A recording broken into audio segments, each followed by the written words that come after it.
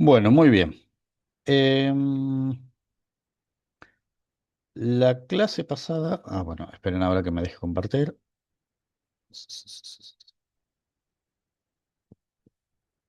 Ahí está. Bueno, la clase pasada eh, habíamos visto aproximadamente hasta cuando teníamos que comenzar con problemas indecidibles. Pero como para hacer un breve reconto, esencialmente lo que estuvimos viendo es que eh, bueno, primero teníamos que ponernos de acuerdo no en qué modelo íbamos a elegir para tratar esto, entonces elegimos por un lado que lo íbamos a tratar todo lo que sea desde un punto de vista teórico con las máquinas de Turing y lo que sea un poquito de corte, un poquito más práctico, que se puede implementar más desde un punto de vista práctico. Íbamos a usar código, que en realidad en un principio yo pensaba usar el lenguaje while, ese pequeñito que yo les mostré la otra vez, pero traje un par de ejemplos hechos en realidad en Python, que calculo que los vamos a llegar a ver hoy. Entonces, bueno, una vez que elegimos el modelo, tuvimos que definir una serie de cosas importantes. De lo más importante que vimos la clase pasada es cuándo un lenguaje es Turing reconocible y cuándo es Turing decidible. Entonces, la idea fundamental es que un lenguaje es Turing reconocible esencialmente cuando es tipo cero. Si se acuerdan, la jerarquía de Chomsky tenía los lenguajes tipo 3, los lenguajes tipo 2, los lenguajes tipo uno y los lenguajes tipo cero. Bueno, los tipos cero son los Turing reconocibles, que son aquellos para los cuales existe una máquina de Turing. Y acá viene lo importante, que la máquina de Turing me dice cuando la cadena pertenece al lenguaje, es decir, acepta el lenguaje, pero el problema está con las cadenas que no pertenecen, porque en realidad no sabemos si es que en realidad no pertenecen o la máquina de Turing no tuvo suficiente tiempo de ejecución como para que en algún momento llegara al estado aceptado. Entonces, luego de eso se creó el concepto de, espere, ahí está, el concepto de Turing decidible, que son particularmente dentro de la jerarquía de Turing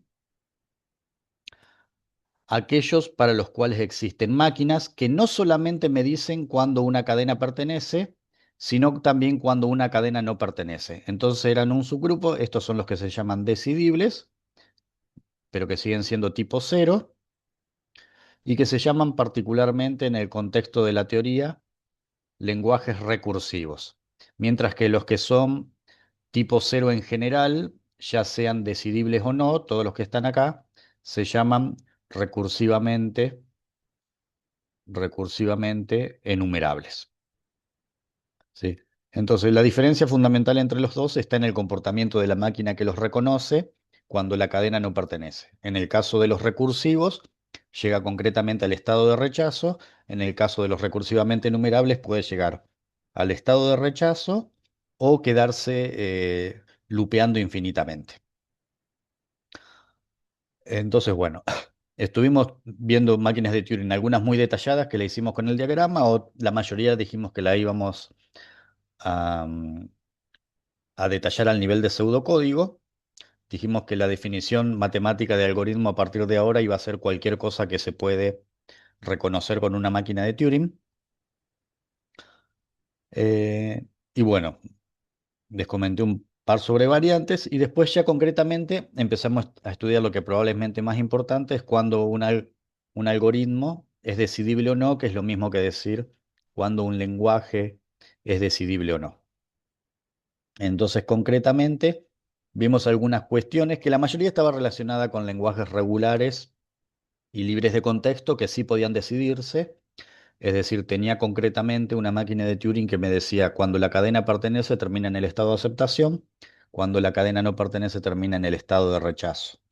Entre otras cosas, vimos un problema muy importante es, dado un autómata finito determinístico y una cadena, yo puedo diseñar una máquina de Turing basado precisamente en el hecho de que el AFD tiene un número finito de estados. Recorriendo todos los estados, yo puedo determinar, una vez que le alimento la cadena y viendo en qué estado quedó, si la cadena es aceptada o no. Este concretamente es el problema que después no. vamos a ver que no se puede resolver en las máquinas de Turing, porque si bien ahí hay un concepto de estados, el problema es que la máquina de Turing solamente, como puede recorrer la cinta muchas veces, es decir, la misma entrada, entonces en realidad, salvo que llegue específicamente al estado de rechazo o aceptación, no sé si se detiene. Bueno, después teníamos el mismo problema, es decir, dada una cadena, decir si pertenece al lenguaje generado por una FD no determinístico o al lenguaje representado por una expresión regular. ¿Por qué? Porque en realidad, como todo algoritmo finito se podía implementar en una máquina de Turing, en realidad lo que se hacía en el caso de AFD no determinístico es, uno puede en la máquina de Turing implementar el algoritmo de la clausura lambda, convertirlo a este y utilizar la solución del problema uno. Y de la misma manera uno puede utilizar, no sé, por ejemplo, el método de las derivadas o del algoritmo de Thomson y convertir la expresión regular en un autómata finito determinístico y también utilizar la solución del punto uno. Otro problema que podía determinarse era, dado una FD, si el lenguaje que aceptaba ese AFD era vacío, es decir, si alguna cadena llegaba al estado de aceptación, que básicamente ahí lo que se hacía era, partiendo del estado inicial, uno recorría uno por uno, a partir del estado inicial, marcaba todos los estados que eran alcanzados desde el inicial, por ejemplo Q2 y Q5. Después, en la siguiente iteración, a partir de Q2 y Q5, marcaba todos los que eran alcanzados desde esos estados y así sucesivamente. Entonces, cuando uno terminaba de actualizar esta lista, tenía todos los estados alcanzables. Si algún estado alcanzable era aceptado, quiere decir que hay al menos una cadena que acepta el autómata.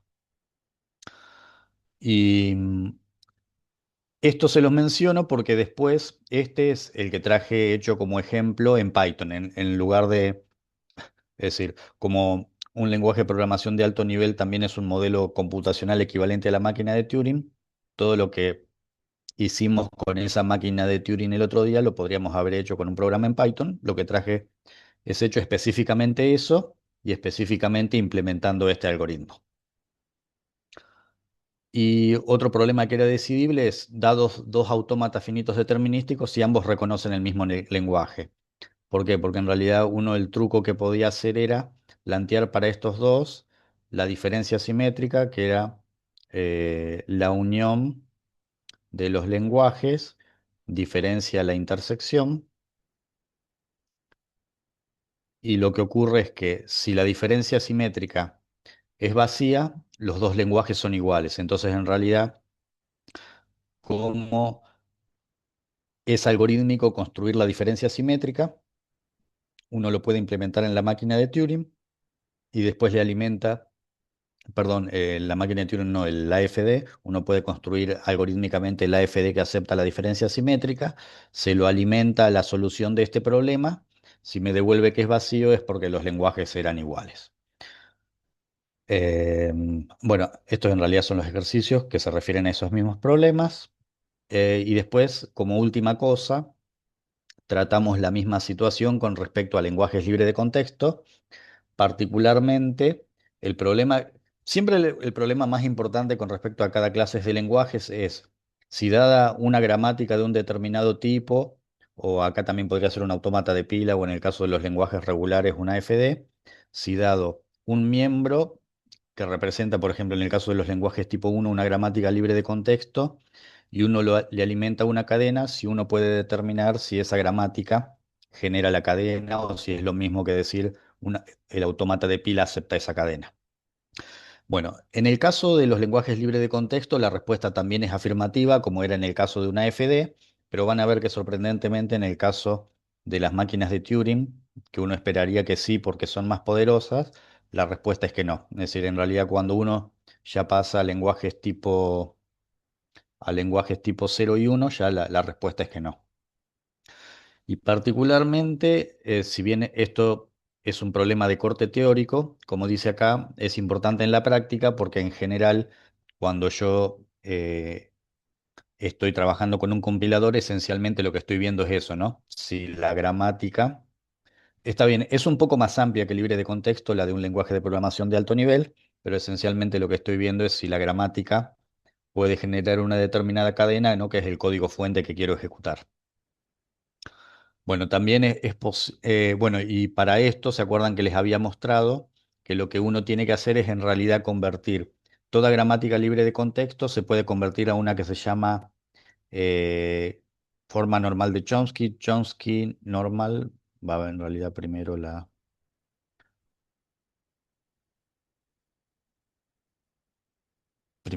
N, Chomsky Normal Form, que es que toda gramática libre de contexto se puede escribir con dos tipos de producciones. Una es donde un no terminal se deriva en un terminal y la otra es donde un no terminal se deriva en dos no terminales. Y a lo sumo, si el lenguaje contiene lambda, el símbolo distinguido se puede derivar en lambda.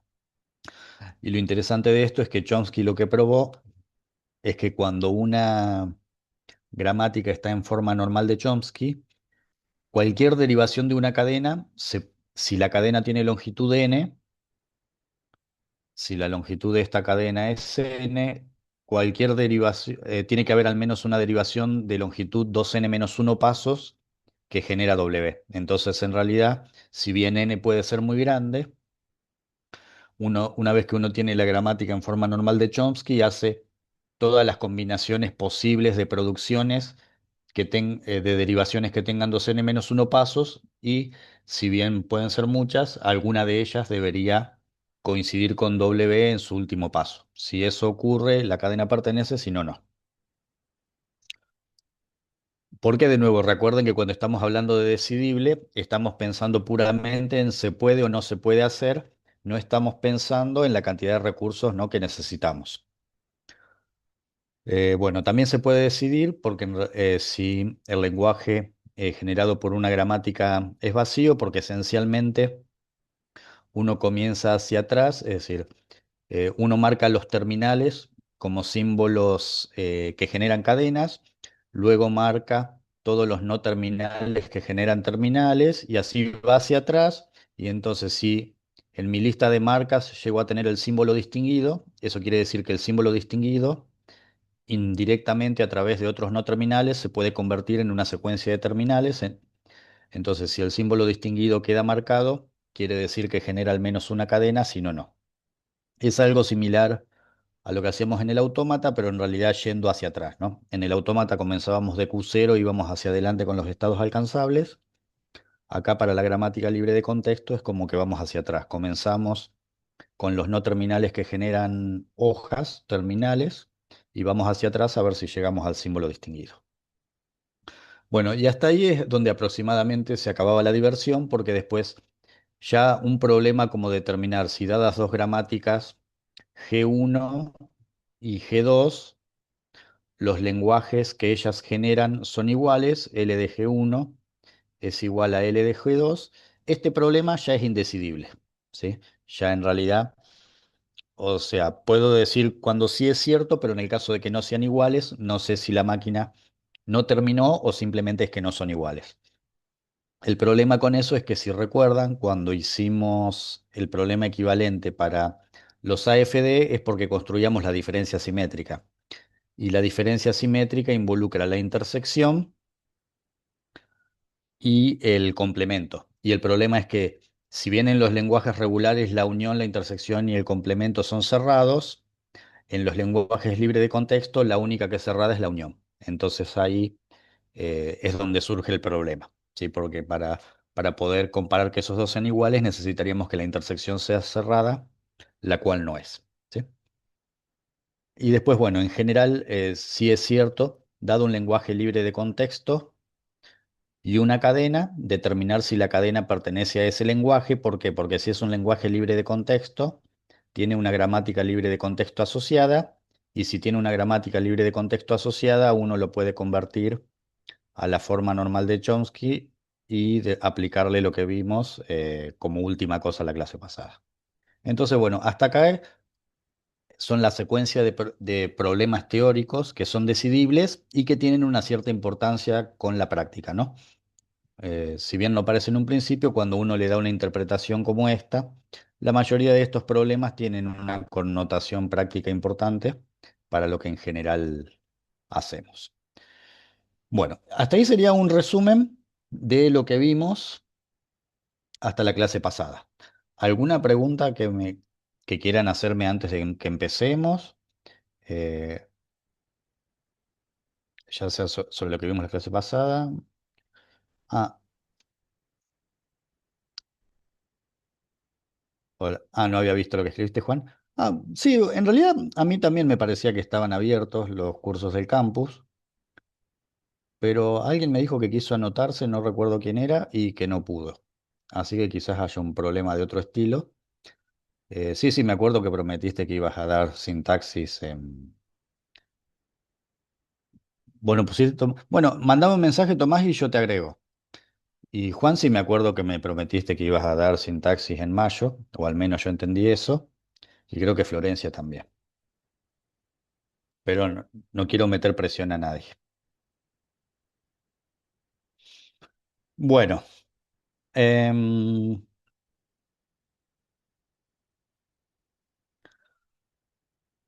bueno, listo. Entonces, ¿ninguna pregunta de lo que vimos hasta la clase pasada? Creo que no. Ok, Bueno, sería la codificación, pero no sé si te lo vamos a ver después. dale. Bueno, entonces, comenzamos con lo nuevo. Eh, la técnica fundamental para mostrar que algo no es decidible la creó Cantor trabajando con teoría de conjunto y se llama diagonalización. En realidad, Cantor usó las dos cosas. Cantor en realidad fue el primero en probar que no todos los infinitos son iguales. En realidad, el problema de que un lenguaje sea no indecidible está muy relacionado con el tema de los infinitos de distinto tamaño en matemática.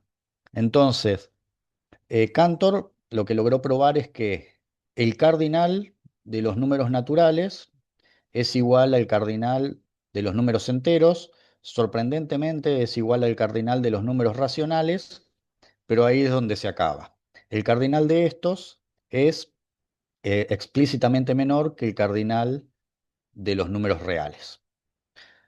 Y para probar eso, utilizó una técnica que se llama diagonalización, que aparece en un ejercicio y ahora en un ratito se las voy a mostrar, que básicamente se basa de suponer que en una cierta función yo tengo todas las imágenes posibles y existe una manera muy ingeniosa, tomando todas las imágenes de la función, o sea que van a ser una secuencia de números, los ordeno en una grilla y para cada uno que está en la posición 1, 1, 2, 2, 3, 3, etcétera, le hago un pequeñito cambio y creo uno nuevo que no estaba. ¿Sí? Entonces, aunque no parezca, basado en eso también uno puede probar que cosas, lenguajes, no son decidibles.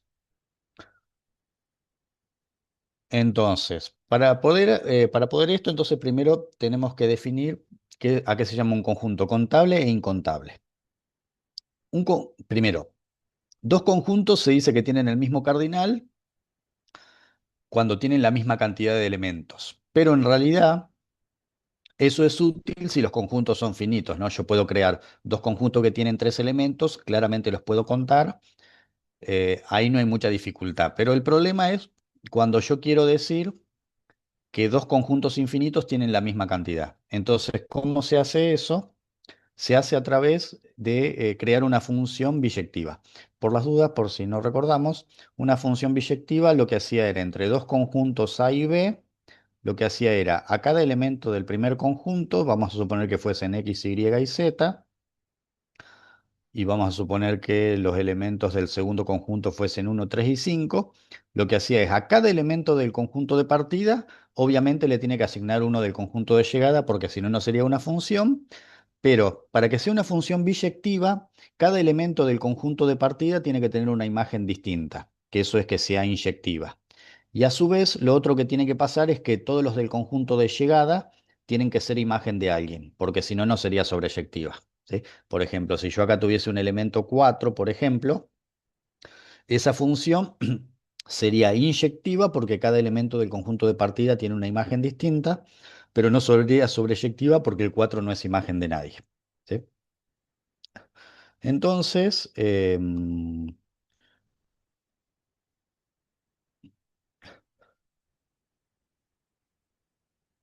La idea es, ¿cómo puedo yo determinar si dos conjuntos que son infinitos tienen la misma cantidad de elementos? Bueno, la idea es, si mis dos conjuntos son infinitos, yo puedo saber si tienen la misma cantidad de elementos, si puedo establecer una función biyectiva entre ambos. Es decir, a cada uno del primer conjunto le puedo hacer corresponder uno y solo un elemento del segundo conjunto.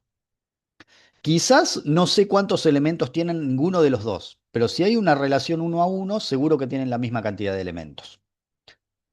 ¿Hasta ahí me siguen la idea? Sí, Sí, muy Sí, bien, sí. perfecto. Entonces, como el infinito más chiquito que se conoce, el de los naturales, es el que se tomó como referencia. Entonces, básicamente, se va a decir que un conjunto se llama contable o infinito contable si pasan una de dos cosas. O es finito, con lo cual puedo contar sus elementos, o sin saber cuántos elementos hay, al menos puedo establecer que tiene el mismo cardinal que el conjunto de los naturales. Entonces, cuando un conjunto tiene como máximo la misma cantidad de elementos que el conjunto de los naturales, se llama contable o infinito contable. Y si es infinito, pero no está en correspondencia uno a uno con los naturales, con lo cual después vamos a ver que eso significa que sobra alguno, o sea que es un infinito más grande, ahí se llama incontable. Esencialmente, los contables son los infinitos que son igual de grandes que los naturales, como les comentaba hace un rato, como los enteros o los racionales, y los incontables son los que son tan grandes como los reales o más. Entonces, por ejemplo, ¿cómo se muestra, por ejemplo, que el conjunto de los números pares es un conjunto, es infinito contable? Bueno, esperen que voy a hacer una hoja nueva por las dudas que no entre. Hernán, ¿cómo es posible que tengan el mismo cardinal los naturales que los enteros? ¿Cómo haces esa función biyectiva que Ahora dices? lo vamos a ver. Ahora lo vamos a ver. Es muy creativo. Lo que pasa, lo que hay que pensar es que todo lo que sea infinitos no necesariamente se corresponde a la intuición. ¿Sí? Esa es la idea fundamental de lo que encontró el amigo Cantor. Entonces, primero vamos con, pues ya de por sí, sin ir tan lejos, ahí el primero del punto 9 lo que decía era probar que el conjunto de los enteros pares, no, perdón, de los naturales pares, tiene el mismo cardinal que los naturales, que en un principio uno pensaría que deberían ser la mitad, ¿no? Porque la mitad de los naturales son pares y la mitad son impares. Entonces, lo que tenemos, vamos a suponer que A es el conjunto de naturales pares. Entonces, yo lo que quiero crear es una función f que permita establecer una relación uno a uno entre el conjunto de los enteros pares y los naturales. Si esta es biyectiva, si es biyectiva, si es biyectiva, el cardinal del conjunto A es igual al cardinal del conjunto de los números naturales. Particularmente, porque se me va a escapar en algún momento, el cardinal de los números naturales se lo denota con una letra hebrea que se llama Aleph, como el libro de Borges, el Aleph. A mí no me sale muy bien, pero es como una especie de N, una cosa así media rara, sub cero, eh, se llama Aleph. Entonces, en general en matemáticas se conoce como Aleph cero al cardinal de los números naturales, como Aleph uno al cardinal de los números reales, y así sucesivamente, ¿sí? Entonces, este sería el de los reales. Bueno, no importa, eso como un comentario porque en algún momento después lo iba a mencionar. Entonces, ¿cuál sería la función? Vamos a darla con un ejemplo y luego le ponemos la fórmula. La idea sería, perdón, el cero no, el uno, el 2, el 3, el 4. Ah, perdón, le estoy haciendo al revés. Yo dije que le iba a hacer de de los pares en los naturales. Bueno, básicamente el truco que se hace es, a cada natural par se le asigna su mitad. O sea, el 2 corresponde al uno, el 4 corresponde al 2, el 6 corresponde al 3, el 8 corresponde al 4, el 10 corresponde al 5. ¿Se ve la idea? ¿sí? Entonces, ¿qué estaríamos diciendo? Que f de n, donde n es un número par, porque este pertenece a A, es n sobre 2, o sea, su imagen es su mitad. ¿Sí? Entonces simplemente habría que probar que esta es inyectiva y sobreyectiva. O sea, lo voy a hacer solamente por esta primera, después lo vamos a hacer charladamente para que no sea tan aburrido. ¿Cómo se probaba que era inyectiva? Uno lo que planteaba era que suponía que había dos imágenes iguales, f de n1 igual a f de n2, entonces uno planteaba n1 sobre 2 igual a n2 sobre 2, esas serían sus imágenes. Si paso multiplicando o directamente simplifico el 1 medio, me queda que n1 irá igual a n2. Si partiendo de esto llegaba a que n1 irá igual a n2, la función era inyectiva. Básicamente la inyectividad se rompe si yo tuviese, no sé, que hacer, por ejemplo, raíz de ambos miembros, porque es el módulo, entonces yo ya puedo asumir que si el módulo de n1 es igual al módulo de n2, que n1 y n2 eran iguales. Y la segunda cuestión era la sobreyectiva o suryectiva, que lo que uno hacía era despejar. Es decir, yo digo, le pongo y a f de n, y es igual a n sobre 2, entonces me queda que 2y es igual a n.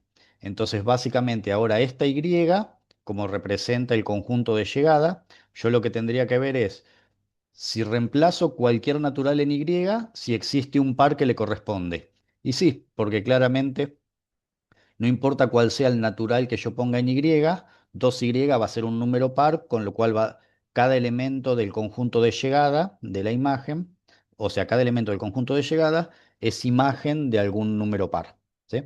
Entonces, como ahí uno probaría que es sobreyectiva e inyectiva, entonces resulta que esta función f es biyectiva, y al ser biyectiva quiere decir que el cardinal de estos dos conjuntos son iguales. O sea que, aunque suene contraintuitivo, existen tantos números pares como números naturales. ¿Sí? Pero de nuevo, para trabajar con los infinitos es como que hay que romper un poco la intuición, ¿no? Eso, digamos, basándose en esta condición que no sé cómo llegó Cantor, de que el cardinal, o sea, dos conjuntos tienen el mismo cardinal si hay una función biyectiva. Esa, claro, pero es que en realidad tiene bastante sentido, porque vos pensás, por ahí lo que no podemos deducir acá es cuál es la cantidad de elementos, pero en realidad, como la idea es solamente determinar si tienen la misma cantidad de elementos, tiene sentido, ¿no? Como una función biyectiva es uno a uno entre los dos conjuntos, si yo puedo hacer que cada uno de un conjunto tenga uno y solo uno del otro lado, evidentemente tienen que tener la misma cantidad de elementos. Quizás no sé cuál es Bien. esa cantidad de elementos, pero sí sé que es la misma cantidad. Sí, sí, para tratar con infinitos parecería que está bien. ¿Sí? Por ahí sí, acá lo que suena contraintuitivo no es esto que estamos viendo, ¿no? Uno en un principio la intuición me diría que debería haber la mitad de pares que de naturales. Claro, Bueno, lo y que no en, sé y en la cuándo parte viene es B, como eso con los racionales. con los racionales, ahora lo vamos a ver. Y de chapa en el medio vamos a pasar por los enteros. Bueno, entonces, una cosa así, por ahí más sorprendente, es plantear lo mismo con el conjunto de los racionales, es decir, hacerle corresponder a cada racional, perdón, me salió, a cada racional un número natural. Bueno, en este caso se hace indirectamente. Primero, una cuestión que nos va a facilitar este trabajo es decir la siguiente. Una primera propiedad, si quieren vamos a ponerla como un cálculo auxiliar, es la siguiente. El producto, el producto cartesiano, cartesiano de conjuntos contables es contable. O sea que dicho de otro modo, el cardinal, aunque suene sorprendente, de n por n, es el mismo que el cardinal de n. O sea, hay tantos naturales como pares de números naturales. ¿Eso en qué se basa?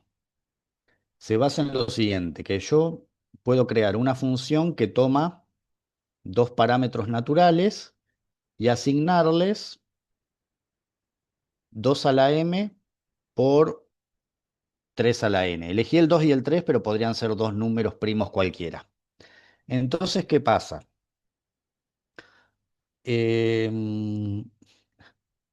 Esta función, por el teorema en descomposición de factores primos de la aritmética, si m y n son distintos, al hacer esta cuenta siempre me va, primero que siempre esto va a tener imagen, y segundo que para dos valores de m y n distintos, el resultado de esta cuenta, o sea, con 5 y 7 va a ser distinto que con 11 y 13, por ejemplo. ¿Sí? Entonces quiere decir que esta función es inyectiva. Y otra cuestión interesante que les puede llegar a ser útil si después en el trabajo terminamos haciendo algo de conjuntos contables, me refiero al trabajo de la primera mitad. O sea, el año pasado había un par de ejercicios que tenían que ver con determinar si un conjunto era contable o no. Entonces, otra propiedad que es útil es, vieron que yo les dije que la definición es que tenía que ser biyectiva, pero en realidad se puede probar que si una función es inyectiva y el conjunto de llegadas son los naturales, también el conjunto original es contable. ¿Por qué? Porque básicamente, si es inyectiva, pero no sobreyectiva, lo que estaría pasando es que en el conjunto de llegada me sobran algunos elementos, ¿sí? Pero si la función de partida es inyectiva y el conjunto de llegada son los naturales, entonces quiere decir que como todos los de partida fueron a parar a un elemento distinto del conjunto de llegada por ser inyectiva, evidentemente el cardenal del conjunto de partida tiene que ser más chiquito que el de los números naturales. Y cualquier subconjunto de un conjunto contable también es contable, ¿sí? Entonces la idea fundamental sería esa, que uno para probar que el producto de conjuntos contables es contable, lo que hace es haga un par de números, que sería, o sea, un par ordenado, que sería un elemento de n por n, los toma como si fuera la potencia de dos números primos. Entonces, como por el teorema fundamental de la aritmética, esto siempre me va a generar una imagen distinta, esta función va a ser inyectiva, y como en el peor de los casos me va a sobrar algún elemento acá, lo que sí estoy seguro es que el cardinal del conjunto de partida original iba a ser menor que el de los números naturales, ¿sí? Entonces, como la función es inyectiva y el conjunto de llegadas son los naturales, el cardinal del conjunto de partida es perdón, el conjunto de partida es un subconjunto de los naturales y el cardinal de un subconjunto de los naturales es contable, ¿sí? Entonces, esa sería la idea de cómo uno prueba que el producto de dos conjuntos contables es contable, ¿sí? ¿Hasta ahí me siguen la idea? No empezamos todavía con el problema de los racionales, ese es un problema para dentro de un ratito. O sea que el conjunto de partida es subconjunto del conjunto de llegada. Claro, si el conjunto de partida eh, es subconjunto del conjunto de llegada, y el conjunto de llegada es un conjunto que vos sabés que es contable, entonces el de partida también. Ok. Y siempre el producto cartesiano de dos conjuntos contables va a ser subconjunto del conjunto de naturales. Exacto. O sea, se hizo la demostración en general, yo les conté la idea, ¿no? Y es más, se hizo tomando una función como esa que les presento. O sea, tomaron un par de números naturales y los pusieron como potencias. O sea, lo hicieron con 2 y 3 originalmente, pero se puede hacer con cualquier producto de primos. O sea, 5, 7, el que ustedes quieran. Y Ujú. entonces, como esa función es inyectiva y el conjunto de llegadas son los naturales, entonces con eso se probó que el producto cartesiano también era contable. Ok. Muy bien. Segunda cosa, como en los racionales hay signo, vamos a tener que involucrar a los enteros en algún momento. Entonces, para involucrar a los enteros, lo que hacemos es lo siguiente. Em, Les voy a mostrar cuál es una conversión que se puede usar entre los... eh, o sea, lo que les voy a mostrar ahora es que em, el conjunto de los enteros tiene el mismo cardinal que el conjunto de los naturales. Entonces podemos usar la siguiente tablita. Entonces, acá vamos a poner z Acá vamos a poner los naturales y vamos a mostrar que es una relación de 1 a 1. Entonces lo que se hace es, el, el 0 se mapea al 1.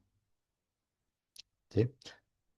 Los negativos se mapean a los impares. Por ejemplo, el -1 y el -3 se mapean al 5 y los positivos, perdón, me comí un par en el medio.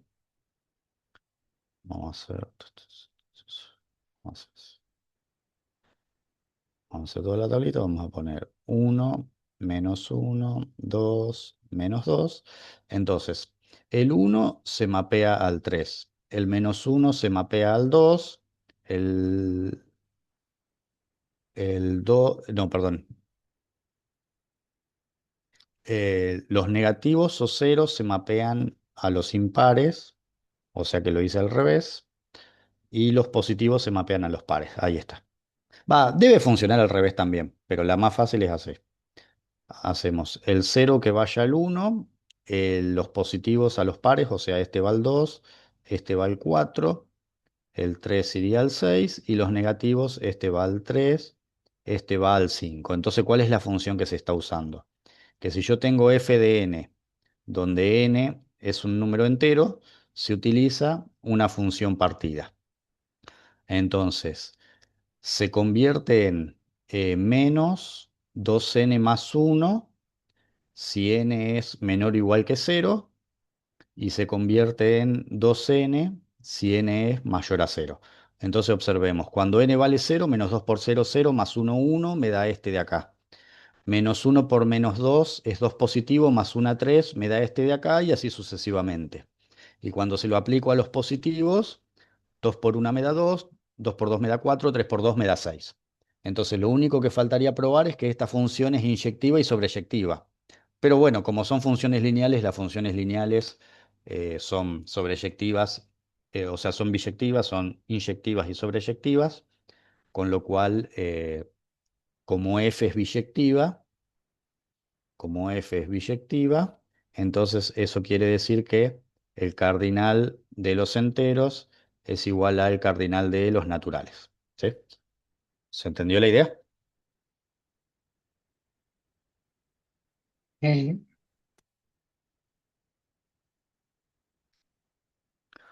Son en general cosas bastante creativas, todas este tipo de... Bueno, y entonces, y ahora lo que puede ser más sorprendente aún, que son los racionales. Bueno, ¿qué se hace con los racionales? Primero, recordemos que eh, en realidad, los números racionales son una partición sobre el conjunto de las fracciones, ¿no? Por ejemplo, yo defino en las fracciones la relación.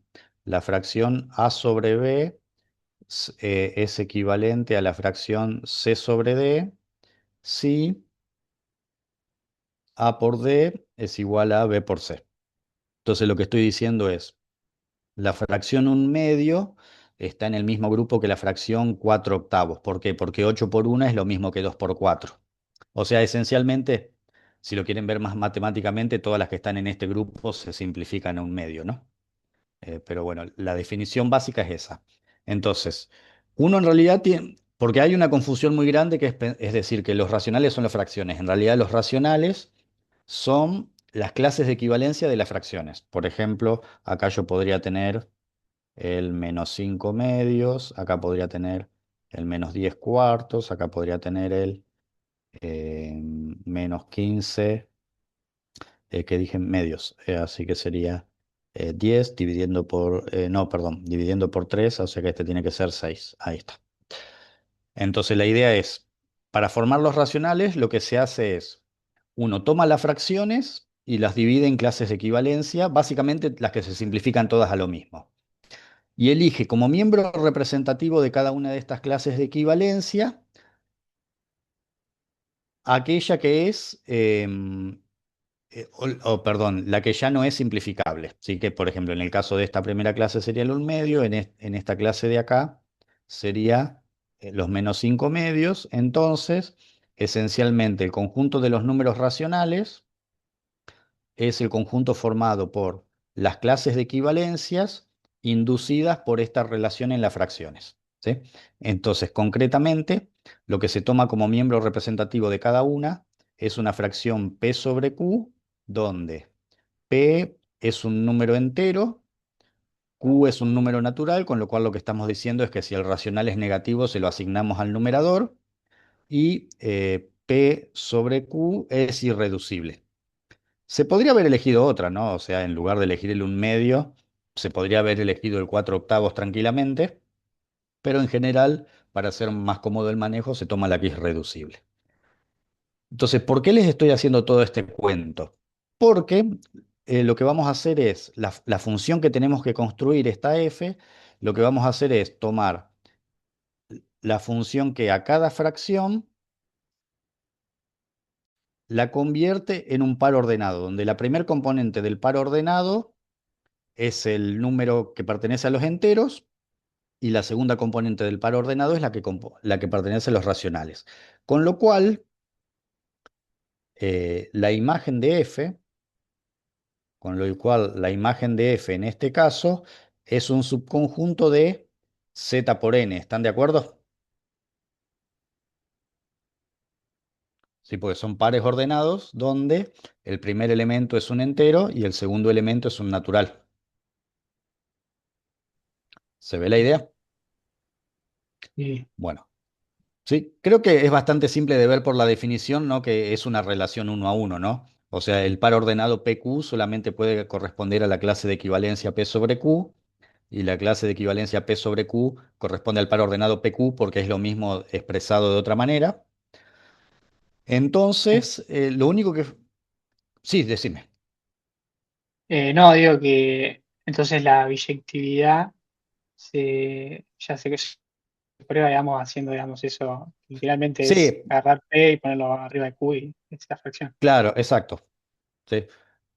Habría que escribirlo con cuidado, pero esencialmente cuando uno plantea, si planteamos lo que yo hice más adelante, que f de una fracción es igual a f de la otra, como sería igualar dos pares solamente son iguales y sus dos componentes son iguales. Claro. em, y la función de la vuelta es simplemente escribir esto de otro modo, así que es claramente biyectiva. Va, y es más, la sobreyectiva ni siquiera hace falta, porque como la imagen es esto, ¿qué pasa? Nosotros, por lo que vimos hace un ratito, como el cardinal de z es lo mismo que el cardinal de n, el cardinal de z por n va a ser el mismo que el cardinal de n por n, ¿sí? Y como n por n es el producto de dos conjuntos, producto cartesiano de dos conjuntos contables, él también es contable. ¿Se entiende? Entonces, ¿qué pasaría? Como esta función de acá es inyectiva y el conjunto de llegada es un conjunto contable, porque este tiene el mismo cardinal que este, que a su vez es un producto de conjuntos contables. Entonces, por eso resulta que existen tantos racionales como naturales. ¿Sí? Es un poco entreverado, sobre todo, no, insisto, por lo mismo que estamos trabajando con conjuntos infinitos, pero digamos la idea fundamental, el camino sería eso, ¿no? Primero, usar que el producto de conjuntos contables es contable. Segundo, mostrar con esa tablita que está acá en los cálculos auxiliares que existen tantos enteros como naturales. Bajo eso uno puede mostrar que z por n tiene el mismo cardinal que n por n. Y entonces, como n por n es contable, en lugar de construir la función de q a n, que sería un poquito más difícil, la construye en realidad de q a n por n. Total, sé que este otro que estoy escribiendo acá también es contable. Y igualmente yo elegí esta porque me parece más concreta. Si se fijan en el libro de Zipser que les recomendé, está hecho con una diagonalización, algo parecido a lo que les voy a mostrar dentro de un ratito con el tema de los reales. Eh, Está hecho de otra manera, digamos, pero que también es perfectamente válida. Lo que pasa es que como no está tan claro cómo obtener los elementos del medio, hay que usar una generalización en puntos suspensivos que no me gusta demasiado. Me pareció más interesante hacerlo de esta manera. Bueno, ¿se entendió hasta acá? Sí, para Sí, los Hernán. reales se demuestra que no tiene el mismo cardinal o no se demostró nada. Exacto, era lo que iba a pasar a hacer ahora. Entonces, para el tema de los reales, Pasa acá que en sí los usamos la... reales tenés 0,01, 0,02, Claro, 0,03. Entonces, exacto. Entonces, para los reales hay que usar específicamente esta técnica de diagonalización que creó Cantor, y el procedimiento es así, que era lo que decía el ejercicio 10. Cantor lo que dijo es, vamos a suponer que existe, o sea, porque vamos a proceder por absurdo. Entonces decimos, por absurdo, vamos a proceder por absurdo, supongo, supongo que existe una función f que va de los naturales en los reales biyectiva. O sea, como es biyectiva, es lo mismo poner de n a r o de r a n. eh, una función de los naturales a r biyectiva, ¿sí? Estamos suponiendo que existe, con lo cual esta es inyectiva y sobreyectiva. Entonces, ¿cómo es la idea de esa función f? La idea es, a cada natural, a cada, a cada número natural, asignarle aleatoriamente un número real. Entonces tenemos el 1, el 2, el 3, el 4, el 5. A este le asignamos, no sé, el 1,57, 28, 31 y lo que ustedes quieran. A este, si quieren, le asignamos pi, 3,14, 15, etcétera. A este le asignamos -27, 3, 8, 9, 3, 25 y lo que ustedes quieran. Y ya vamos a hacer uno más. A este no sé, le asignamos 100, 1, 1, 2, 3, 4 y lo que ustedes quieran. ¿Sí? Entonces, como esta función está suponiendo biyectiva, para cada número natal, no importa que sea, tiene que existir un número real correspondiente, ¿sí? Entonces la idea es probar que existe un número real que no se corresponde a ningún natural, ¿sí? O sea, lo que vamos a hacer es crear uno, esperen que se me perdió el cursor, ahí está. Lo que vamos a hacer es crear un número real que va a estar por acá abajo y que no es la imagen de nadie de este lado, con lo cual la función no sería sobreyectiva, ¿sí? Bueno, entonces, ¿qué decimos? Construimos, construimos x que va a ser de la forma 0,x1, x2, perdón, puse una coma que no iba, o sea, sino que lo que estoy poniendo son los decimales, x2, x3, x4, etcétera. Entonces, ¿cuál es el truco? Para tomar el iésimo decimal, lo que se hace es tomar un valor, un dígito, o sea, cada uno de estos ejes es un dígito, no es un número entre 0 y 9. Si bien se hace generalmente con 0, se puede hacer absolutamente con cualquier número, pero ya con solamente considerar los decimales sale. Y entonces lo que se hace es tomar el iésimo dígito que sea distinto, perdón, eh, lo que estamos haciendo acá es construir la imagen de X. Y lo que vamos a hacer es, para construir la imagen de X, es tomar el iésimo dígito, el iésimo dígito distinto al,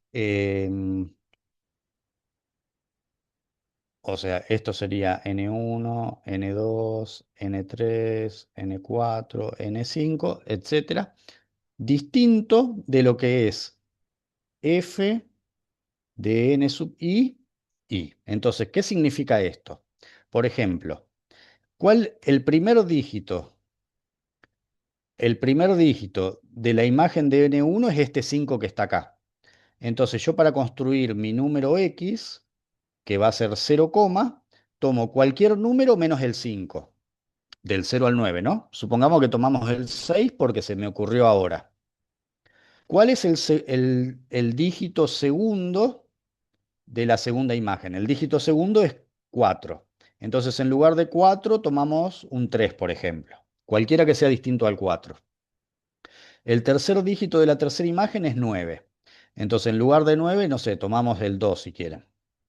¿Cuál es el cuarto dígito de de la cuarta imagen? 3. En lugar del 3, tomamos el 7. Y así siempre construimos este número X tomando por cada una de las imágenes la yésima posición distinta. Entonces, ¿qué ocurre? Cuando terminamos de construir este número X resulta que X es distinto de f de n sub i para todo i. ¿Por qué? Este x no puede ser igual a f de n5 porque su quinto dígito, bueno, vamos a suponer que acá teníamos, no sé, el 2,3, 4, 5, 8, 9, 7. Como el quinto dígito era un 9, supongamos que acá ponemos un 1. Entonces, ¿por qué va a ser distinto de la imagen del el 5? Porque yo acá tengo un 1 y acá tengo un 9. ¿Por qué va a ser distinto de la imagen del 4? Porque acá tengo un 7 y acá tengo un 3. Entonces, si siempre voy tomando el elemento de la diagonal distinto al que está publicado como imagen en la tabla, resulta que este número que construí acá, no se corresponde a ninguno de los que ya estaban en la tabla. ¿Sí? Porque siempre tiene al menos el dígito de la diagonal de diferencia con los que están ya publicados como las imágenes de la función que yo elegí y que recuerden que por hipótesis es biyectiva. ¿Se entiende la idea?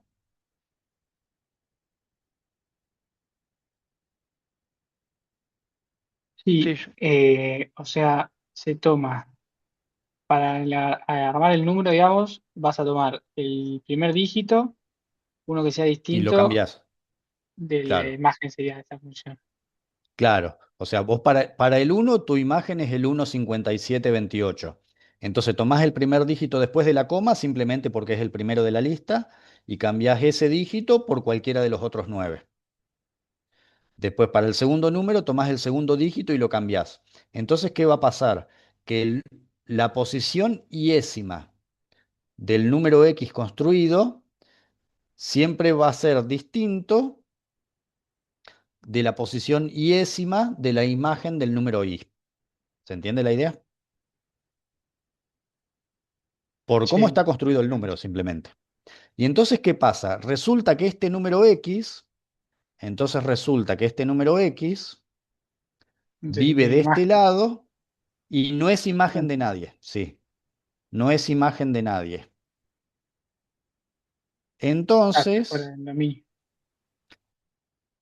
claro, entonces quiere decir que no es sobreyectiva. Y si no es sobreyectiva, no es biyectiva. Y si no es biyectiva, contradice mi hipótesis. Entonces, absurdo, porque yo había supuesto que como era biyectiva, todos los reales eran imagen de alguien de los naturales. ¿Se entiende la idea? Porque la clave es que como yo estoy procediendo por absurdo, o sea, yo en realidad quería probar que no es biyectiva para mostrar que estos dos no tienen el mismo cardinal. Pero al proceder por absurdo, sí supongo que es biyectiva, digo, bueno, pero ¿qué pasa si tienen el mismo cardinal?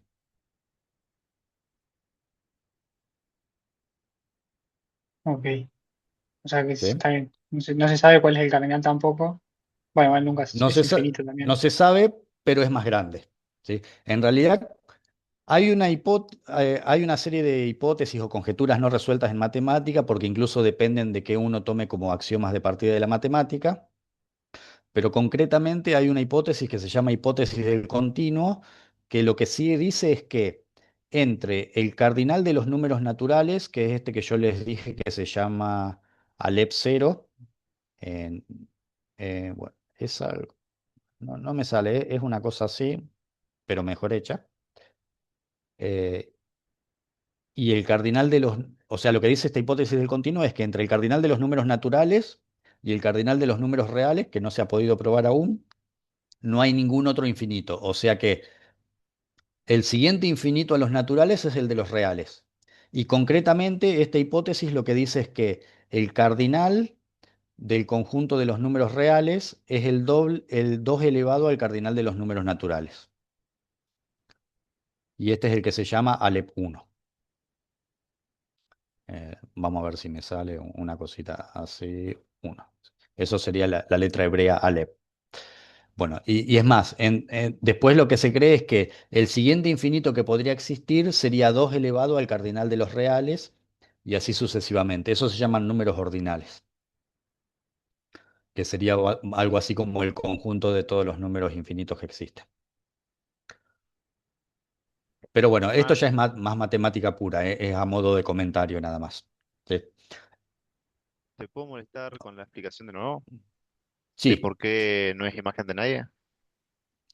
sí, porque, a ver, ¿está claro cómo se construyó el número X este? Sí, ¿Sí? Bueno, la idea es, vos decís, supongamos que este X coincide con este de acá. Bueno, en realidad no puede ser porque este número tiene un 5 en la primera posición y este tiene un 6. Supongamos ahora que coincide con el segundo.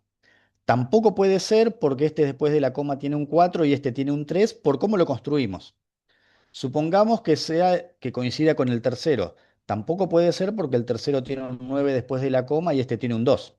Bueno, y eso en realidad va a pasar con todos por cómo construimos X, porque nosotros a propósito nos fijamos cuál es el elemento que está en la diagonal y lo cambiamos por otro al azar.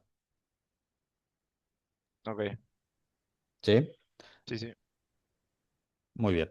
Entonces, eso es Entonces, como ese no termina siendo imagen de nadie, le quita la sobreyectividad y le quita la biyectividad. ¿Sí? Bueno, ¿se entendió la idea? Son cosas bastante rebuscadas, todo esto que mencionamos, pero es como al establecer la categoría entre infinitos distintos, establecemos que hay problemas decidibles y no decidibles. Sí, esa sería la idea fundamental. Bueno, entonces continuamos. Entonces llegamos al tema de la indecidibilidad.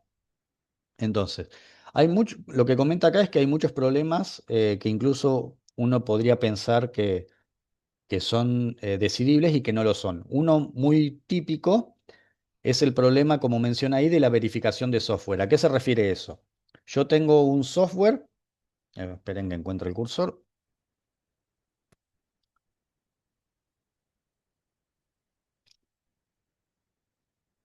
Supongamos que yo tenga, perdón. Supongamos que yo tenga un software cualquiera S y un conjunto de especificaciones que tiene que cumplir. Entonces, eh, resulta que el problema de establecer si ese software verifica sus especificaciones no es decidible. Ojo, que lo que no estoy diciendo es que si uno agarra cualquier software y uno agarra cualquier conjunto de especificaciones, uno no puede establecer si se cumplen o no, sino que el problema sea indecidible, lo que quiere decir es que para todo el universo del software, de todos los programas posibles que existen y todas las especificaciones posibles que existen, uno no puede decir si ese software pertenece o no a ese conjunto de especificaciones correctas.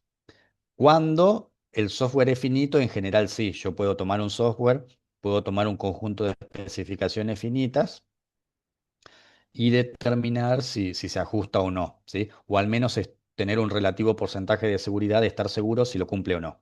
Pero en general, el problema ese no es decidible de decir, yo agarro cualquier software y cualquier eh, conjunto de especificaciones y determinar si ese software la verifica o no. Porque el problema es que el conjunto podría ser infinito. Ese es esencialmente el problema. Bueno, luego se los voy a mostrar con una justificación mucho más concreta. Entonces, ¿qué problemas no son decidibles en matemática? Bueno, este ATM sería el equivalente al que vimos con los autómatas y las gramáticas más temprano. ¿Se acuerdan? Que en realidad lo vimos la clase pasada. ¿Se acuerdan este problema que decíamos? Dado un autómata y una cadena, si yo puedo decir si la cadena pertenece al lenguaje generado por el autómata, la respuesta es sí. Y si planteo lo mismo con una gramática, también es sí. Es decir, si dada una gramática libre de contexto y una cadena, si yo puedo decir si la cadena pertenece al lenguaje generado por la gramática, Bueno, con autómatas y con gramáticas libres de contexto, autómatas finitos y gramáticas libres de contexto, la respuesta es sí. Sorprendentemente, cuando paso a máquinas de Turing, la respuesta es que no. ¿Por qué? Bueno, para mostrarles que problema no es decidible, vamos a usar por última vez el tema de la diagonalización y después de ahora en adelante usamos una técnica más piola que se llama reducción y que me permite trabajar menos. Bueno, ¿cómo sería la idea para esto? Bueno, creo que puede llegar a entrar acá. La idea es así. Eh, supongo, supongo, por absurdo, que existe M, una máquina de Turing tal que, perdón, no le vamos a poner M porque M se llama la otra. Vamos a ponerle A, por ejemplo. Que existe una máquina de Turing A que lo que hace es tomar como entrada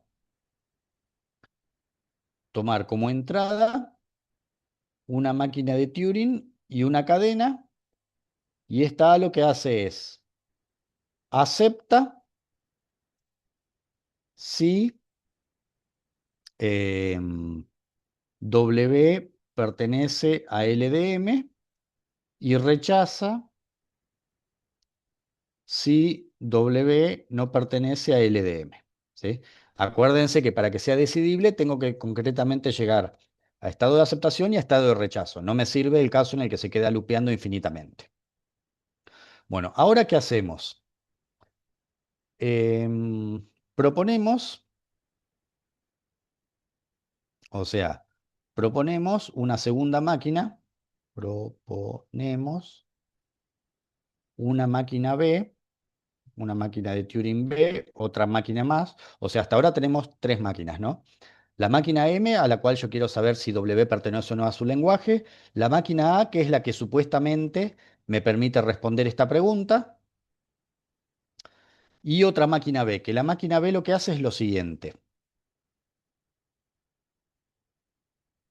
Dada una máquina, eh, una máquina de Turing, M, o sea, dada su descripción, lo que hace es, como paso 1, ejecuta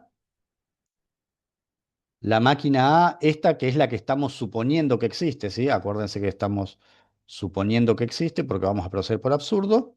Ejecuta esta máquina A dándole como entradas la máquina y la descripción de la máquina. O sea, lo que estaríamos diciendo es una máquina que acepta su propia descripción como una cadena válida de su lenguaje. Después, cuando lleguemos a la máquina de Turing universal, yo les voy a mostrar cómo uno puede codificar una máquina para alimentarla como entrada de otra máquina. ¿Sí? Pero ahora, por ahora, acéptenme que se puede hacer. Entonces, ¿esta máquina qué hace? Si A acepta, B rechaza, es decir, hace lo contrario. Y si A rechaza, B acepta. ¿Sí? O sea, es un juego con dos máquinas, ¿no? O sea, la máquina A recibe como entrada, o sea, son tres máquinas, no pierdan de vista eso, ¿no? Tengo la máquina original M, que es la que yo quiero saber si una cadena pertenece o no. Eso de saber si pertenece o no lo hago a través de una segunda máquina que es A. Yo a A le alimento la máquina M, la cadena que quiero saber que pertenece. Si la cadena pertenece al lenguaje, la máquina A mágicamente sabe eso y me dice que lo acepta. Si la cadena no pertenece al lenguaje, me dice que rechaza. Y a alguien para jugar se le ocurrió crear una tercera máquina que hace lo contrario de A. Entonces, si la máquina A acepta, lo cual quiere decir que la cadena W pertenece al lenguaje de M, la máquina B rechaza, y si la máquina A rechaza, la máquina B acepta, ¿sí? Es decir, hace lo contrario. ¿Hasta ahí se entiende? ¿Sí? Sí. Bueno, esto de crear la máquina B es simplemente para llegar a una contradicción. Vamos a ver si la logro escribir acá y si no hago una hoja nueva. Entonces, prosigo. Entonces, ahora, ¿qué pasa? ¿Qué pasa al ejecutar la máquina B, pero con su propia descripción? ¿Sí? Entonces, cuando ejecutamos la máquina B con su propia descripción, es decir, tomando como que esta fuera la propia máquina, tomando como que esta fuera la propia máquina, ¿qué va a pasar? Primero se va a ejecutar A con B y la descripción de B. Entonces, ¿qué va a ocurrir? Si B rechaza, si B rechaza la descripción de B, o sea, cuando se dice que la máquina acepta o rechaza, es siempre la entrada, ¿no? Entonces, si B rechaza B, esto quiere decir que, como B hace lo contrario que A acepta la descripción de B. Y si A acepta la descripción de B, esto quiere decir que B acepta B, ¿sí? Porque que W pertenezca a L de M significa que M acepta W, ¿sí? Y entonces, ¿qué pasa? Tenemos una contradicción. B rechaza B y B acepta B, ¿sí? Bueno, y lo mismo pasa exactamente si se da la segunda opción. Si B acepta la descripción de B, es porque en realidad A rechazó. Y si A rechazó, es porque en realidad B no acepta la descripción de B. Entonces, en ambos casos llegamos a una contradicción, y la contradicción que viene de suponer que esta máquina A, que es la que decide este lenguaje, existe. Entonces, no existe A que decide el lenguaje A de TM. Entonces, quiere decir que, dada una máquina de Turing y una cadena, no existe otra máquina de Turing que me pueda decir si esa cadena pertenece o no al lenguaje de la máquina. ¿Sí? Que repito, en el caso de los autómatas finitos y en el caso de las gramáticas libres de contextos, sí se podía hacer. ¿Se entendió la idea?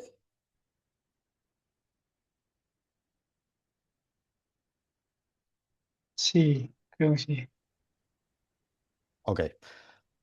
Digamos, la primera vez que uno lo lee, que uno lo escucha, suena un poco retorcido, pero después le agarran la mano porque, digamos, básicamente toda esta unidad revuelve sobre estas mismas ideas. Eh, an- por las dudas, no me acordé de fijarme si alguien... No. Bueno, ¿se entendió esto? Entonces, ahora lo que ustedes pueden preguntarse es, yo les dije que todo lo que tenía que ver con indecidibilidad estaba relacionado con el argumento de diagonalización ese que hizo Cantor. Entonces ustedes pueden preguntarse dónde está acá la diagonalización. Bueno, la diagonalización acá está escondida. Básicamente, lo que uno puede hacer es crear una tabla de doble entrada que ejecuta esa máquina ficticia, B que habíamos creado, ¿sí? La que hacía lo contrario que A. Entonces, acá yo puedo tener todas las descripciones posibles de máquina de Turing. O sea, no sé qué hacen todas estas máquinas, ¿no? Pero son máquinas que hacen algo. Vamos a hacer al revés. Vamos a poner las máquinas acá. Acá tengo M1, M2, M3, M4, todas las máquinas de Turing posibles.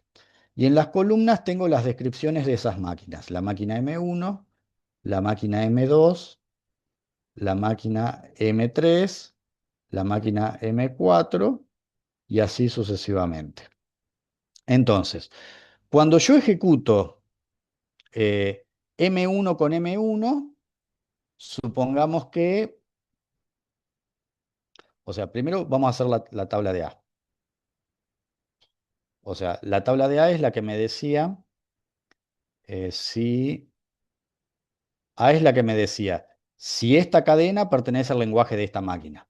Vamos a suponer que esta la acepta, que esta la... Esto lo estoy inventando, ¿no? Porque como no sabemos cuáles son las máquinas, no sabemos en realidad cuál va a ser el verdadero comportamiento. Esta tabla la estoy inventando simplemente. Esto sería rechaza, acepta, pero va por ningún motivo en especial, acepta. Esta vamos a hacer acepta, acepta, acepta, acepta. Esta rechaza todo, rechaza todo, rechaza todo, rechaza todo. ¿Hasta ahí se entiende la idea? Bueno, ahora, una máquina válida es la propia máquina B. Y la máquina B, ¿se acuerdan que lo que hace es lo contrario de lo que hace A? Entonces, ¿qué pasa? Como en este caso, esta acepta, la máquina B rechaza, porque se acuerdan que la máquina B hace lo contrario que A. Como esta acá en la diagonal acepta, esta acá rechaza. Como esta, bueno, justo de casualidad puse todos acepta ahí, esta rechaza. Y como esta acá rechaza, acá acepta. ¿Sí? Esto que estamos haciendo acá era como cuando íbamos cambiando el dígito, ¿se acuerdan? Cuando estábamos formando el número X, nos fijábamos que había en la diagonal y tomábamos otra cosa. Bueno, lo que pasa es que acá en vez de tener 9 dígitos, nada más tenemos acepta y rechaza, ¿sí? Pero estamos haciendo esa idea. Estamos construyendo el número X que va a generar la contradicción, ¿sí? Pero ahora, como B es una máquina válida, también acá yo puedo tener su descripción. ¿Y qué ocurre? Cuando yo quiera hacer B con B, acá es donde surge la contradicción. Acá es donde no sé qué poner, ¿sí? Porque, porque es lo que en el paso anterior, ¿qué ocurría? Si A aceptaba, B rechaza, pero si A rechaza, si A rechaza, B acepta, ¿sí? Entonces, como no sabemos cuál de las dos se cumple, es por eso que no podemos completar este elemento de la diagonal. Entonces, acá es donde surge la contradicción. La diferencia con el caso anterior es que en el caso anterior lográbamos construir el número entero y mostrar que era distinto a todos los anteriores. Acá ni siquiera lo podemos construir porque no sabemos qué pasa cuando B se ejecuta con B. Era precisamente donde se generaba la contradicción en la demostración que hicimos hace un rato. Entonces, acá ni siquiera se puede terminar de construir la diagonalización de Cantor. ¿Sí? ¿Se entendió la idea? Bueno, esto era como para mostrarles que siempre que haya un problema indecidible, hay una diagonalización atrás. Como es muy engorroso, a partir de ahora ya no lo vamos a hacer más así. eh, Vamos a utilizar otra técnica mejor que se llama reducción. ¿Sí? Primero, antes de pasar a esto, ¿se acuerdan que les dije de pasar a eso de la reducción? ¿Se acuerdan que les dije que existía una máquina de Turing universal, que era una máquina de Turing que podía ejecutar cualquier otra? ¿Sí? Y que básicamente esa máquina de Turing lo que podía hacer era recibir en su cinta como entrada otra máquina de Turing para poder ejecutarla. Entonces lo que yo les quería mostrar, que no sé si les habrá surgido la curiosidad, es cómo puedo representar una máquina de Turing. Entonces acá traje una pequeñita para hacer el ejemplo. Supongamos que acá tengo un estado Q1, que es el estado inicial, que vamos acá a un estado Q3. Si tengo un 1, lo cambio por 0 y me muevo a la derecha. Después de Q3 vuelvo a Q1 con un 0 que lo cambio por 1 y me muevo también a la derecha. Si estoy en Q3 voy a un... Esta máquina es una máquina inventada nada más para hacer el ejemplo, si no hace nada en particular. Un estado Q2, acá si tengo un 1 lo cambio con 0 y también me muevo a la derecha. Y acá, si en esta me encuentro un blanco, lo cambio por 1 y me muevo a la izquierda y listo, para que no se haga tan grande. Entonces, tenemos esa máquina de Turing que hace algo, ¿sí? Entonces la pregunta sería, ¿cómo codificarla? ¿Cómo codificarla para que pueda escribirse en la cinta de otra máquina de Turing, ¿sí? O sea, dicho de otro modo, para que pueda hacer la cadena W que uno escribe en la cinta de otra máquina de Turing. Entonces, particularmente, siempre existe una máquina intérprete o máquina compilador, si la quieren llamar, que es la que se llama máquina de Turing universal, ¿sí? Bueno, entonces se creó una notación que dice así. Lo primero que hay que hacer es asignarle nombres con subíndices. Esperen que encuentro. Lo primero que hay que hacer es asignarle nombres con subíndices a los estados, las entradas y las direcciones. Entonces, por ejemplo, el estado Q1 siempre va a ser el inicial. El estado Q2 siempre va a ser el aceptado. Se podría cambiar, pero esto es lo que se usa por convención en todos lados. Y a partir de ahí, sí, todos los otros estados los llamo Q3, Q4, Q5, etcétera. Con respecto al alfabeto de la cinta, lo que tenemos es siempre, en este caso, nuestro alfabeto siempre tiene solamente 1 y 0, pero si hubiese otras cosas, generalmente lo que vamos a hacer es la entrada X1 se la vamos a asignar al 0, la entrada X2 se la vamos a asignar al 1 y la entrada X3 se la vamos a asignar al blanco. Y ahí a partir de acá, si tuviese más cosas, por ejemplo, el carácter A, B, C, etcétera, las colocamos ahí, ¿sí? Esto es lo que se usa casi siempre por convención. Y después también tenemos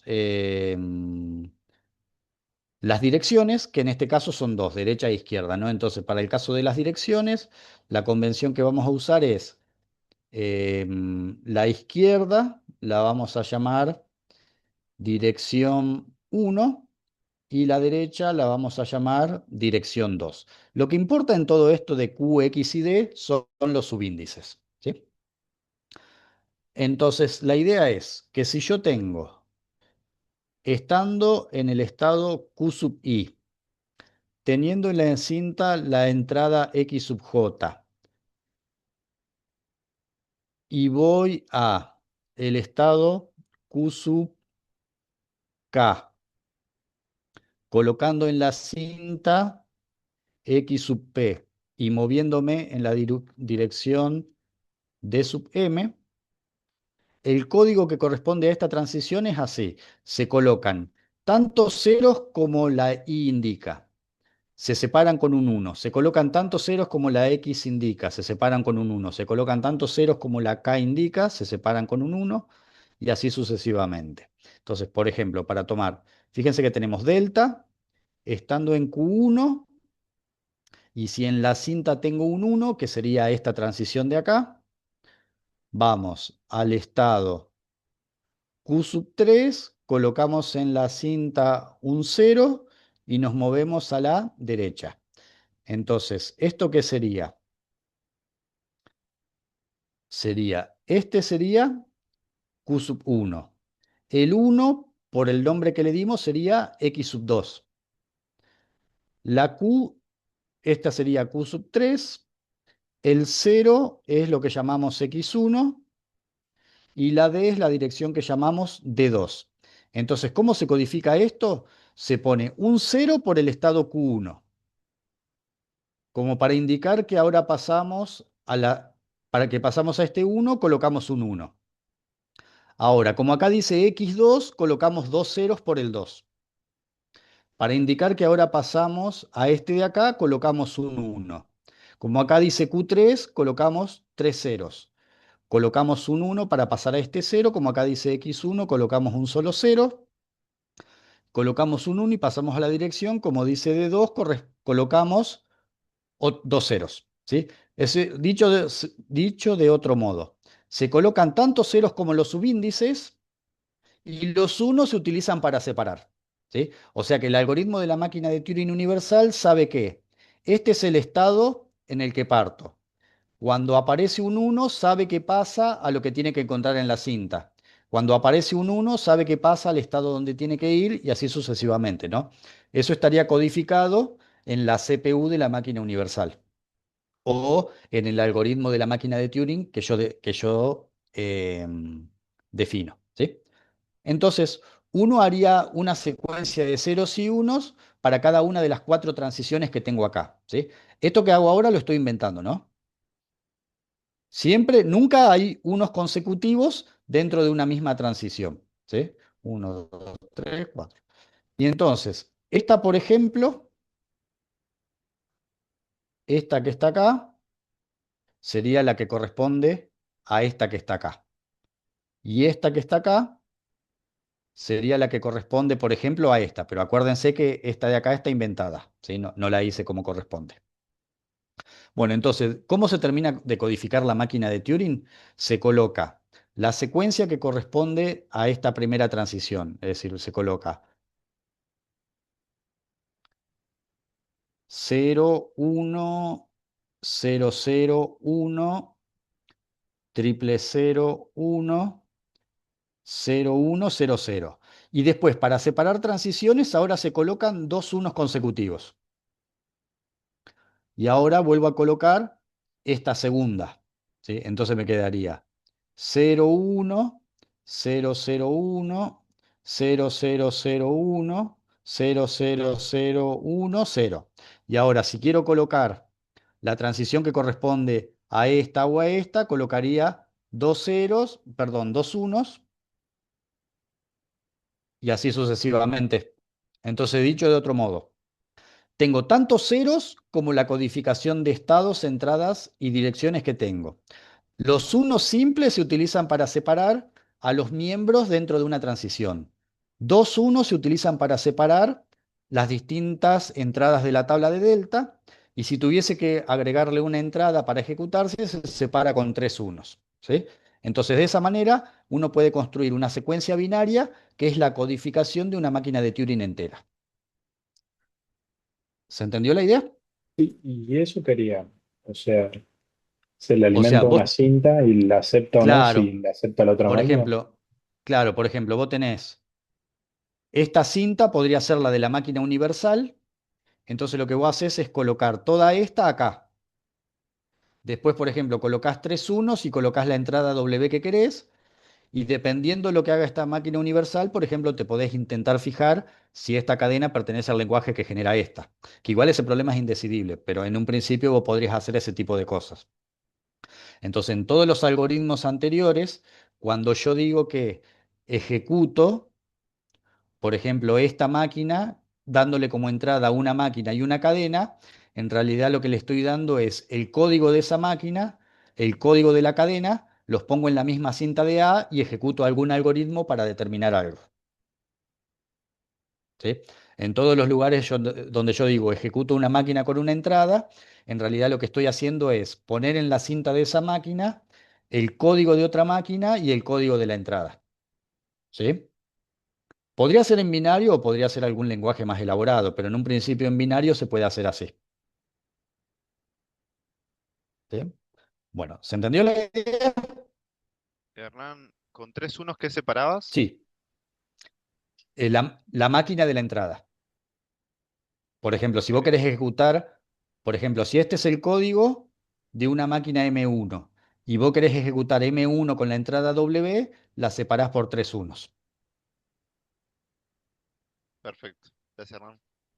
Muy bien. Bueno, ¿se entendió la idea? Sí. Bueno, entonces, existen lenguajes que no son de tipo cero. ¿Por qué? La idea sería, como sigma siempre es un conjunto finito, ¿sí? Entonces, uno el conjunto de cadenas de sigma asterisco de sigma asterisco es contable. ¿Por qué? Porque uno podría enumerar primero todas las cadenas de longitud cero, que es lambda.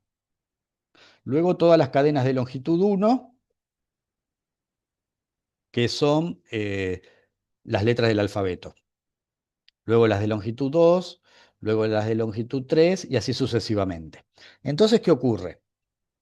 Como la cantidad de cadenas de longitud 1, de longitud 2, de longitud n en general es contable, porque este conjunto es finito, entonces la unión de todos ellos va a ser contable, ¿sí? Entonces, este es contable por ser la unión de conjuntos contables. Ahora, ¿qué pasa? Supongamos entonces ahora que yo tengo todas las cadenas posibles de sigma asterisco, ¿sí? Tengo lambda, A, B, AA, BB, AB, BA, AAA y así sucesivamente. Entonces, yo ahora me interesa, ¿se acuerdan que un lenguaje es un subconjunto sobre sigma asterisco? Entonces, a mí me interesaría caracterizar cada lenguaje de manera única. Entonces, ¿cómo se hace? Se hace con una cosa que se llama función característica. Yo digo, en mi lenguaje L, lambda está, no, por ejemplo. Entonces le coloco un 0. La A está, sí, le coloco un 1. La B está, no, le coloco un 0. A está, sí, le coloco un 1. BB está, sí, le coloco un 1. Esta no está y así sucesivamente. Entonces, para cada lenguaje yo puedo formar una lista de ceros y unos que representa en cada posición si la cadena correspondiente de sigma asterisco pertenece o no al lenguaje. ¿Hasta ahí me siguen la idea? ¿Sí? Entonces, la pregunta que yo me puedo hacer es, ¿cuántas cadenas de ceros y unos puedo formar?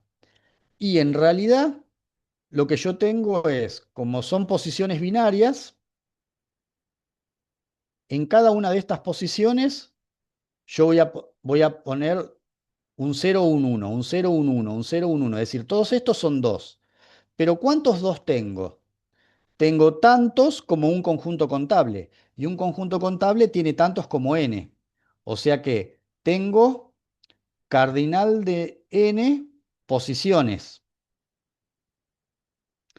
Y como es 2 en cada una, la cantidad de cadenas binarias, la cantidad de cadenas binarias va a ser 2 elevado al cardinal de n. Y esto es lo que yo les conté que era el cardinal de los números reales. ¿Sí?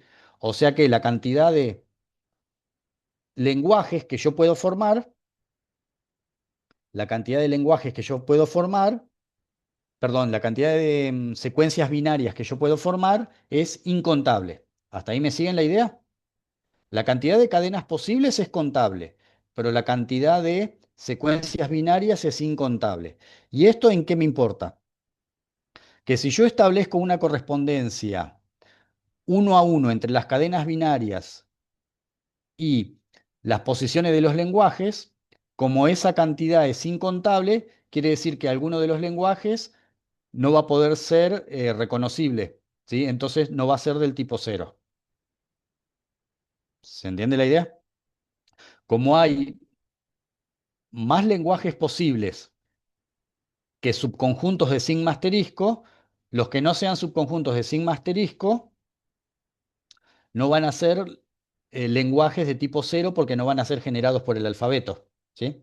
Entonces la idea es que como la cantidad de secuencias binarias es mayor que la cantidad de subconjuntos de sigma asterisco, va a haber algunos que no van a corresponderse a un lenguaje generado por ese alfabeto, es decir, alguna de las secuencias binarias.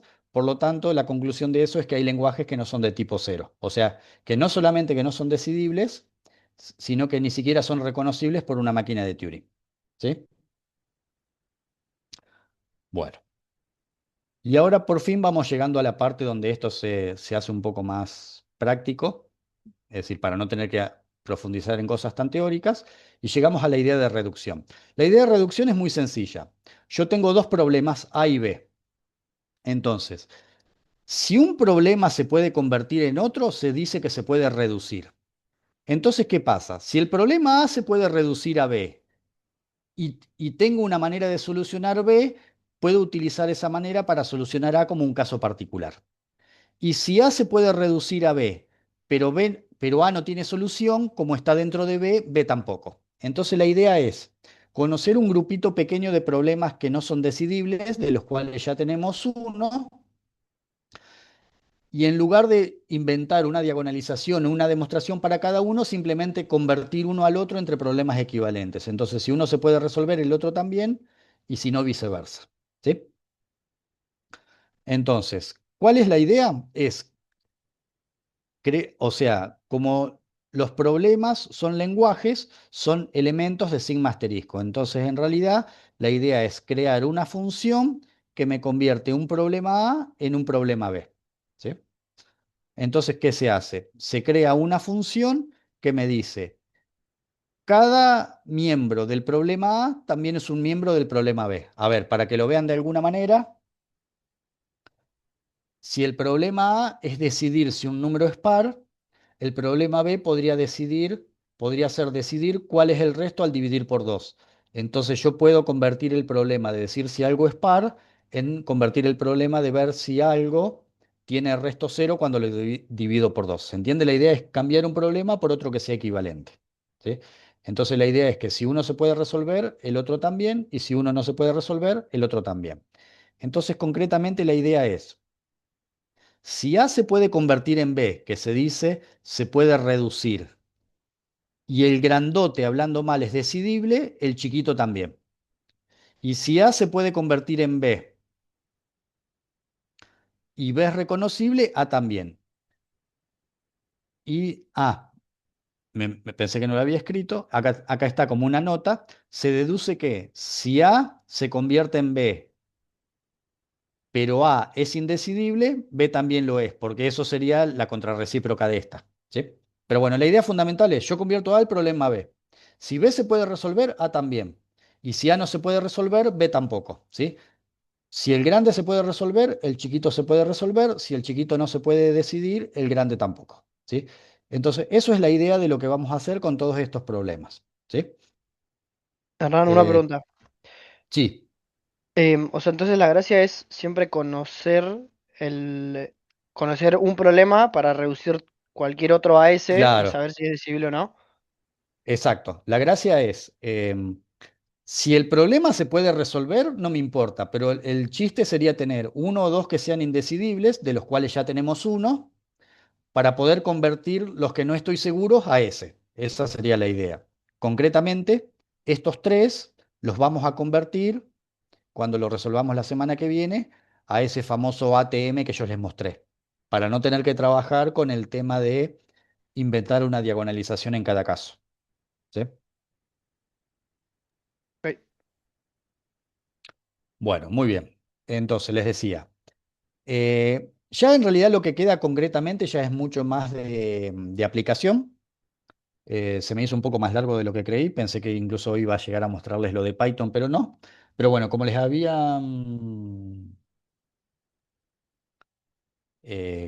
había comentado, esperen que vuelvo a la reunión. Ahí está.